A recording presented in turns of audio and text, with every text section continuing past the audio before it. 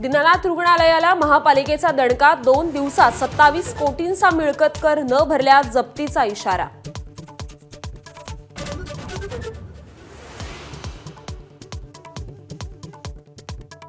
प्रशांत कोरटकरच्या जामीन अर्जावर आज निर्णय. कोल्हापूर जिल्हा सत्र न्यायालय देणार निकाल.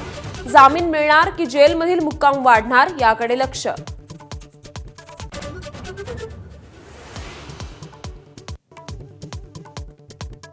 अजित पवारांचे कृषी मंत्री माणिकराव कोकाटेंना बेशिस्त वागणुकीवरून खडेबोल. पक्षाला अडचणीत आणणारी वक्तव्य, जनता दरबाराला गैरहजेरीवरून चापलं.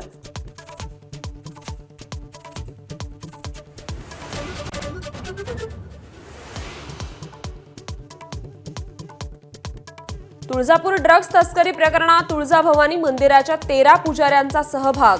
जिल्हाधिकाऱ्यांनी मागवली आरोपी पुजाऱ्यांची नावं. सरसकट बदनामी नको, पाळीकर पुजारी मंडळाच्या अध्यक्षांचं आवाहन.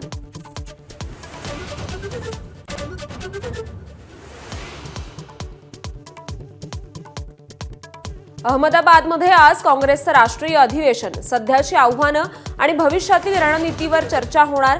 खरगे राहुल गांधींसह वरिष्ठ नेते करणार संबोधित.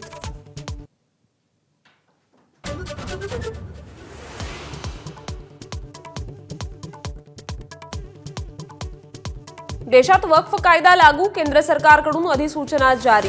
वक्फ कायद्याविरोधातल्या आंदोलनाला अनेक ठिकाणी हिंसक वळण.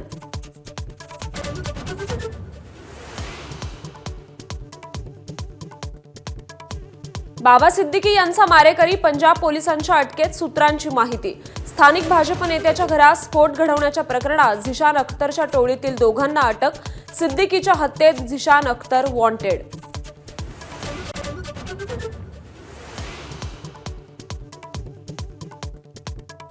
बांद्रा पोलिसांकडून अभिनेता सैफ अली खानवरील हल्ल्याप्रकरणी आरोपपत्र दाखल.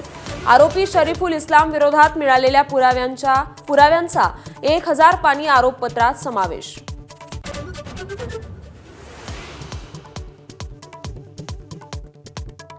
यंदा सर्वसाधारण पाऊस. जून ते सप्टेंबर दरम्यान सरासरीच्या 103% पाऊस बरसणार.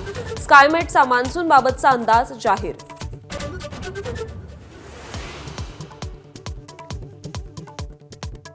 सोलापूर, नांदेड, धाराशिवला अवकाळीचा मोठा फटका. नांदेडच्या हिमायतनगरमध्ये गारपिटीचा तडाखा, तर सोलापुरात अवकाळीमुळे बागायतदारांच्या चिंतेत वाढ.